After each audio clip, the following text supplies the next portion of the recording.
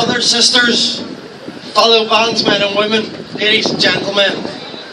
It is a great privilege for me to stand on this stage today, a representative of the Progressive Unionist Party, who stands firmly with our United Loyalist family on day 178 of our campaign to see our brethren and bandsmen return home with their colours flying high and our musical culture proudly on display for all to see, hear and enjoy. As a young boy who grew up in East Belfast, I have fond memories of marching with the Orange Order. I always enjoyed the bands, music, traditions and the sense of pride that our whole community showed, rain, hail or shine. Today, even in the most challenging of circumstances, that pride is as evident and as palpable as ever. My path, though, would take me away from these shores as I set off to pursue a career. Instead, a vocation, a calling to serve my country in the Royal Air Force. I count myself lucky to have served alongside some of the most courageous and talented individuals that have graced this planet.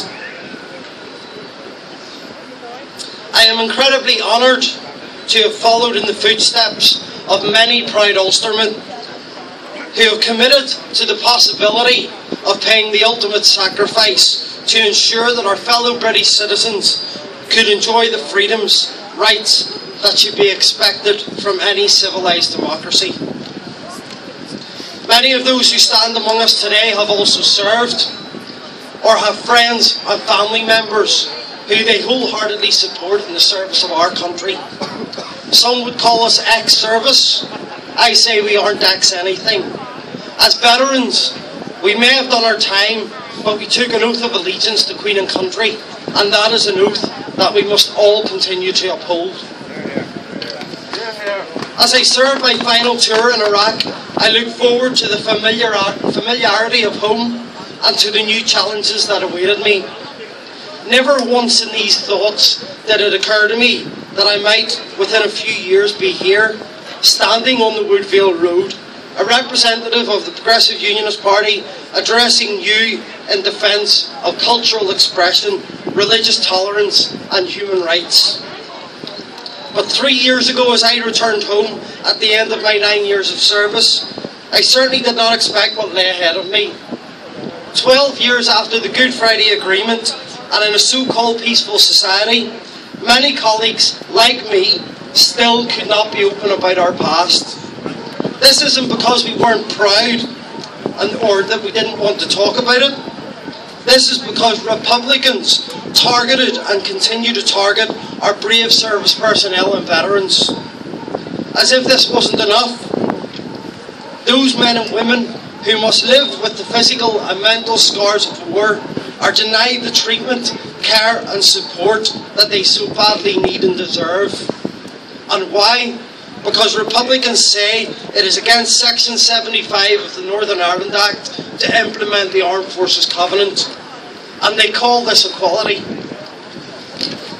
417 days ago, I also stood proudly as chairman of the UPV, alongside a community united in protest as the Pan-Nationalist Front once again struck one of the lowest of blows, removing the Union flag from our capital city of Belfast. A flag which not only symbolises the constitutional status of Northern Ireland, but also one that represents all citizens of the United Kingdom, regardless of their colour, creed, background or political belief. It is the flag that we drape over our fallen as we return them home, and one that we use to remember the sacrifices of our forefathers who gave their lives in the name of freedom and democracy. As a bandsman, I have marched in numerous parades that have endured sinister opposition from Republicans and have been subjected to draconian conditions and restrictions placed on us by an unelected and unaccountable Quango. They have done nothing for community relations, and in the case of this period have rewarded sustained historical violence by Republicans. As you all know, what I have mentioned so far is only the tip of the iceberg. I could go into the past and shameful actions of militant Republicans. We could talk about the police and their violence against peaceful and lawful citizens, their lies in court, and the pitiful actions of the judiciary against protesters, while those who are convicted of the most heinous offences walk free.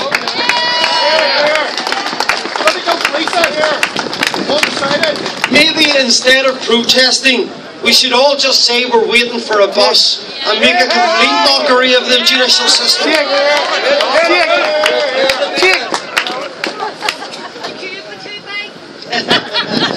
Trans think would need a bigger bus. Sorry, my hands are cold.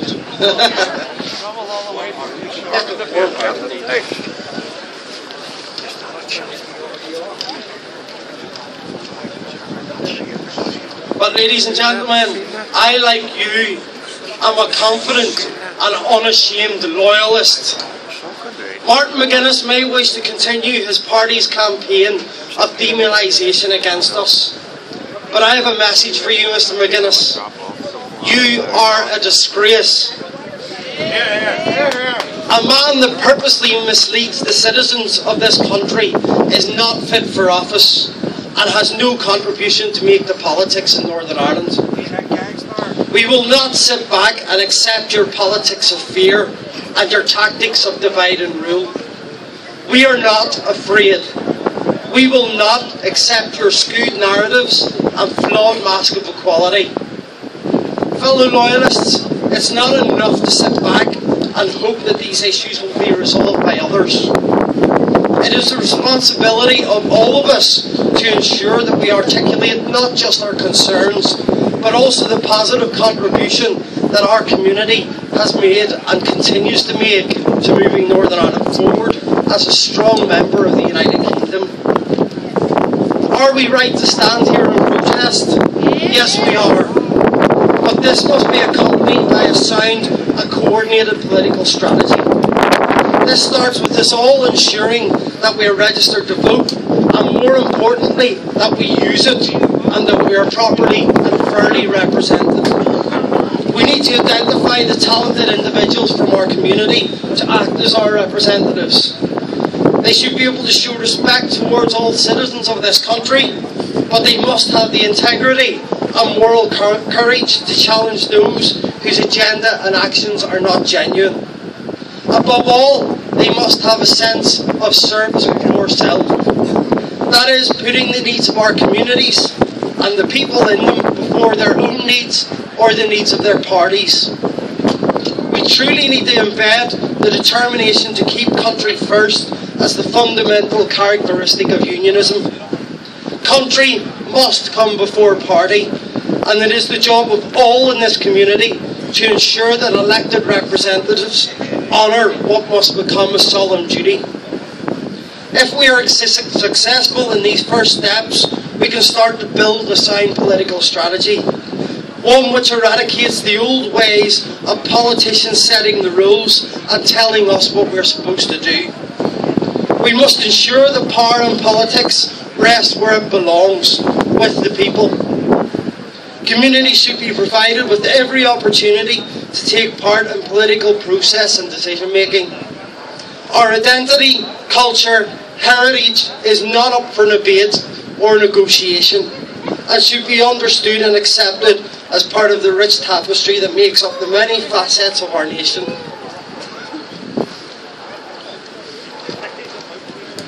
This will be a challenge for us all, but it is one that I have pledged to take on with every fibre of my being, and it is one that I throw down to all of you, particularly to our political parties.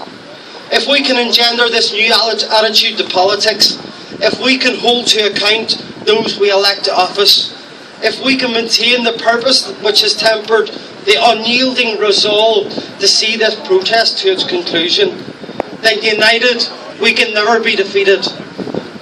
With that in mind, I have only one thing left to say. Let them home. No surrender.